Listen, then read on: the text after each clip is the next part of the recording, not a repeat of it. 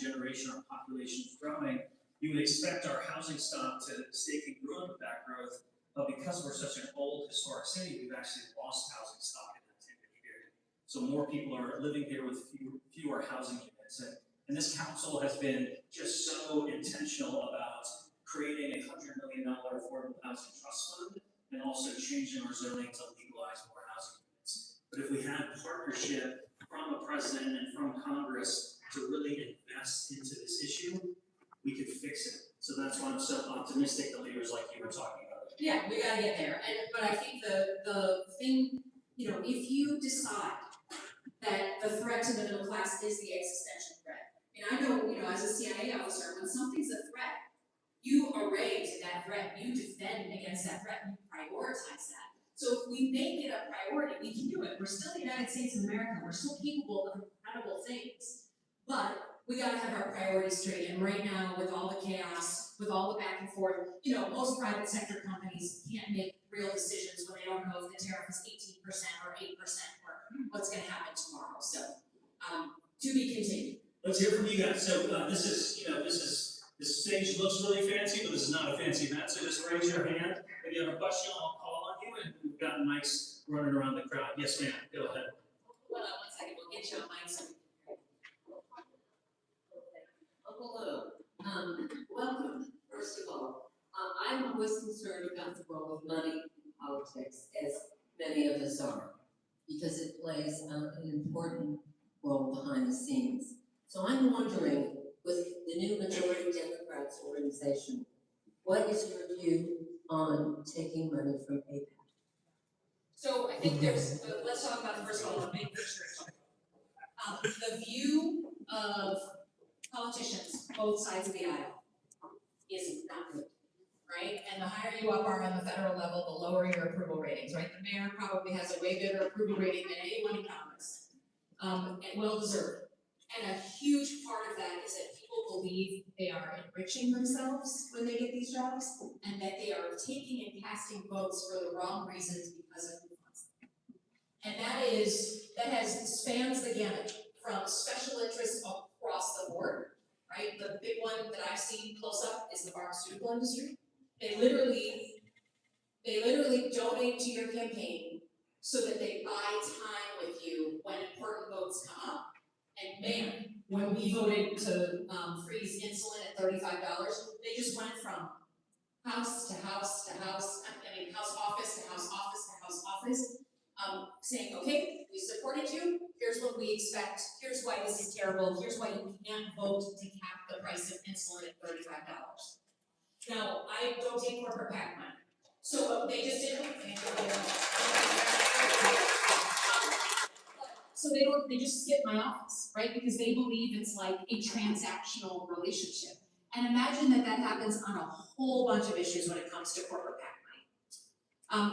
When it comes to special groups, special interest groups, lobbying groups, they go from the beer wholesalers to issue groups to the whole thing.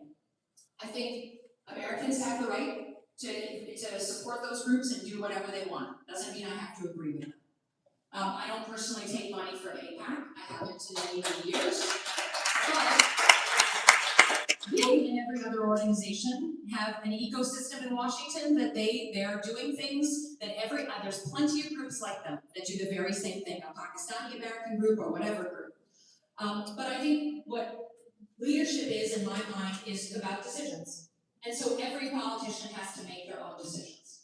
I think the one thing to watch that's kind of coming on the up right now, if you haven't seen it, is we've been dealing with many years trying to ban members of Congress and their spouses from trading stocks. Yeah. I'm on the Armed Services Committee. You get into a classified briefing and you can walk out and start trading stocks. Well, you better believe you get special information that the average person doesn't get. And then and we saw this during COVID, right? We saw a bunch of COVID briefings before COVID was like truly upon us. And all kinds of members of Congress, Democrats and Republicans, were trading stocks healthcare-wise, right afterwards. The newest thing that I just put in, and the younger people in the audience may have already seen it, I'm deeply worried about are these things called prediction markets. Okay, have you seen these things? Right, so it's basically, you can bet on anything. You can bet on sports, you can bet on whether, sorry, the Reds are gonna win or lose today. You can bet on anything you want. They're gonna win. Well, Are you confident that's not right? Oh, God. They're going to win in the future. I think in the future, okay, I was gonna say, I feel like today maybe they didn't. But you can bet on whether you're gonna take action in Venezuela tomorrow, whether the president's gonna take, and what we just saw was dozens and dozens of people who clearly had insider information, placing anonymous bets, making over $100,000 or way more on whether we were gonna go to war with Iran. I just saw something like a headline where they just had 2 new accounts were posted on these prediction sites about the ceasefire, just like hours before it actually came into play. Right, so a week ago, I did a bipartisan bill with Todd Young from Indiana, right? The Midwesterners still kind of get along, the Republicans and Democratic senators. We did Fox News together about banning anyone in the federal government, whether you're a career civilian as I was or a political person like Donald Trump, from placing bets on anything, particularly issues of war and peace. So, to be continued, but until we get a handle on these issues of money and politics, you're just not gonna have people feeling faith that people are taking votes and casting votes on behalf of people as opposed to interest groups. I really applaud your position, Senator. APAC doesn't really invest in local races, so I don't take APAC money, and I wouldn't in either instance. But I think your broader point is just restoring trust in government. When we have a leader who is threatening genocide, when we have a leader that is more interested in blaming people or obfuscating, more interested in dividing us, the cascading results of that are a lack of trust in government, not just at the federal level, but even here at the local level. And so I think your principles stand, particularly in the face of that, is so critically important. Let's go Senator. on the here. Yeah, Senator. Go ahead, Xavier. Mike is on the way. He's got his question written up. A good Xavier student is prepared. So basically, going back to what was said over here, you have not taken money from AIPAC, but pro-Israel lobbies and their donors have spent $4.5 million on their campaigns. But I do have a question related to that. So I'm curious why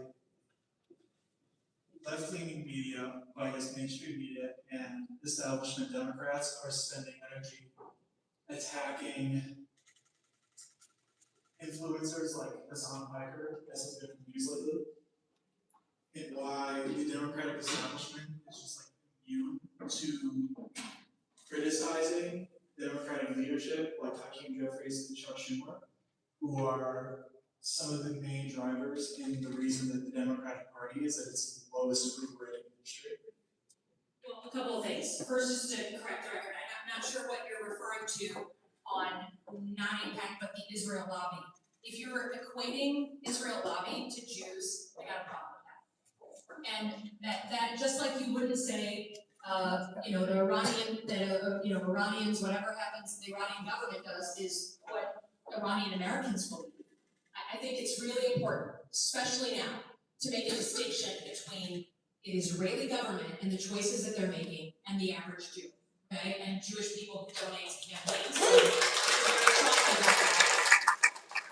in terms of criticizing or not criticizing, again, I can't represent, there's not like some Oz behind the curtain of establishment Democrats. I can only represent myself. And when it comes to talking about anybody who comes into our world, and Hassan Piker was just in Michigan, Chuck Schumer is the leader of the Senate that the caucus that I sit in. The only way that I know how to get through, is certainly as a Democrat representing a state that just voted for Trump, is you gotta call balls and strikes. You gotta be able to call out the people that you don't like on the other side, but you also gotta be able to call out things when you see it on your side. So let's take leadership, right? Chuck Schumer.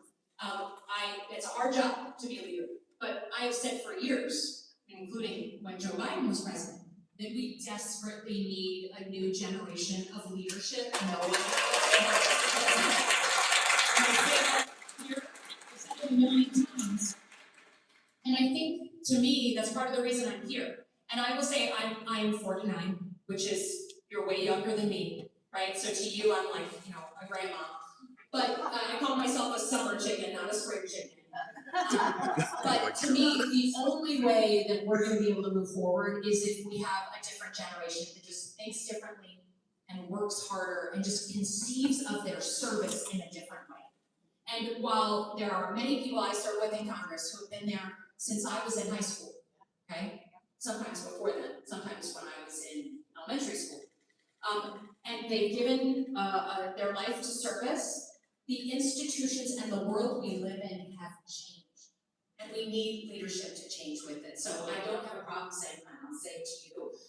And I think now the question is, okay, well, once we're over this kind of like, well, he said, she said, what are we gonna do about it, right? What are we gonna actually do to make sure that we can fight what's going on? The takeover of our democracy from the White House down.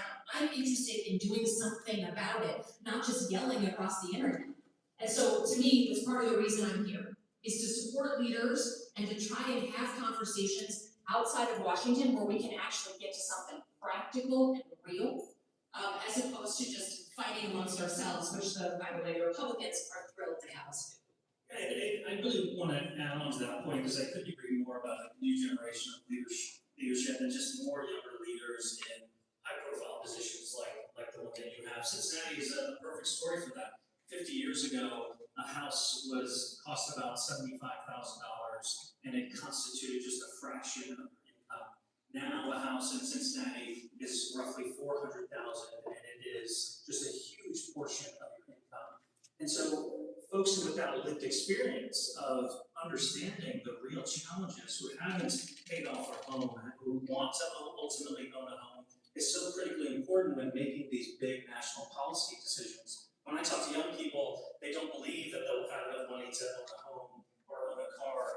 And having leaders understand that is critically important. And of course, having leaders that can take on the big tech bros and hold them accountable for how their technology, social media, but now AI, can be weaponized against young people, I think is also critical. Yeah, and I would just add on the AI issue, right?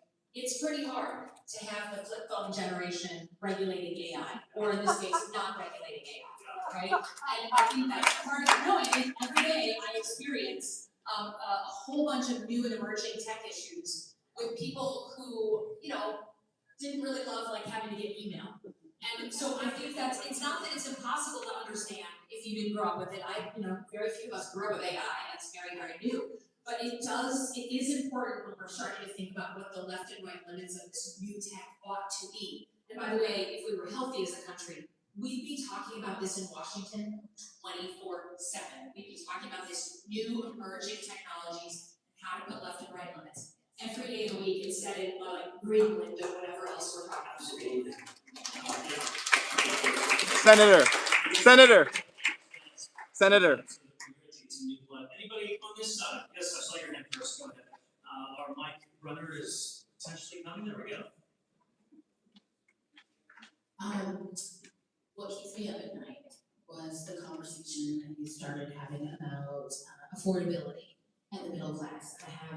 We have a daughter who has her first big girl job in her first big girl apartment, and she said to me about 4 weeks ago, "Mom, after I buy gas, after I pay my rent, after I pay my expenses, I don't have anything left. I cannot figure out how to do this. I cannot figure out how to save." And particularly on the federal level, there's two things that I would love to see. And the first has to be a conversation about wages. For so long, we have tied wages to this idea. We've got the one side with the minimum wage, which we know is a poverty level wage. And the other side, the other thing that we hear so much about are CEO wages, which are out of this world, right? And so most of the people, their wages are set and tied to this. Well, we're not paying minimum wage, but they're still tied to a poverty wage. And that's why people feel so squeezed And what I would love to see on the federal level is more talk about a living wage and affordability to get away from being tied to poverty wage. And the second thing that I hear, and that keeps me up, is this idea that the FMLA was really great, but it is about job protection. And what good is it if you need to step away to take care, you had a baby, or to take care of an elderly parent, but your wages aren't protected? And so I would love to see some caregiving leave legislation at the federal level as another way to help people with this wage problem that we're having. Great questions. So let's start with wages. So first of all, when I was coming to Ohio, I'm doing my research. I about fell off my chair when I saw the Ohio minimum wage. That was shocking. I mean, even Michigan, we're right next door, and ours is almost double what your minimum wage was. So you are, I think you're particularly feeling it in a place where you haven't raised the minimum wage in a long time. Number one, it shouldn't take an active legislation to move minimum wage. It should be key to inflation. When other things go up, and it could be in a healthy year, 1%, 2% a year. Right now, if you can't keep pace with inflation, you are getting poorer and poorer with the same wages, right? So 100% on minimum wage. But I think there's a bunch of other things that we can do to get at the kind of corporate greed side of the equation, which is, you all know, because Ohio does it too, that you often give incentives for companies to come to build in Ohio. I know it can be controversial sometimes. You invite the private sector in, you want those jobs. Okay, if you are a big corporation and you are getting tax incentives and then turn around and don't pay people a living wage, and then those people have to be on Medicaid and on SNAP, that you are making the taxpayers pay twice. They paid the incentives, right, to bring you here, and then now we're paying for the social programs to keep people afloat. So my theory of the case and the bill that we're working on is, if you don't pay a living wage with good benefits so that people can live above the poverty line healthy here, then you qualify for zero tax benefits. Zero.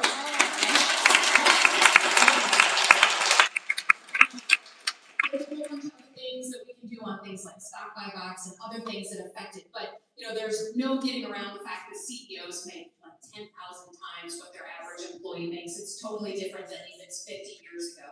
But I think the tax code is where to get at those corporations. And I think the other piece of it is, again, I think about in the national security world, when 9/11 happened, right? And like a threat came home and we were attacked. Think about how the country changed and reacted and mobilized, sometimes in not very good ways, right? But we understood it as something of an attack. That's what I'm proposing on the issue that your daughter is going through. Because she did everything right, I'm guessing. She has very politically engaged parents, if you're here. You could be doing anything else right now on a beautiful day. So we were taught that the American dream is you put your head down, you work hard, you play by the rules, you do well, and your kids do better. If that is not happening, that's an emergency. And we can do a lot of things at the federal level when there's an emergency. So that to me are a couple of ideas of how you get at the wage issue and the corporate greed issue. Absolutely. Any other questions from this section? Yes, since you've been so excited about Michigan. This must be, are you a Michigander? Like in. There we go. I mean. And we have a cottage up in northern Michigan. There we go. And actually, that's why one of my concerns is the environment that, I don't think all of the things that Trump has gotten rid of, it's probably going to take us years to get back to some of the things, try and restore some care to the environment.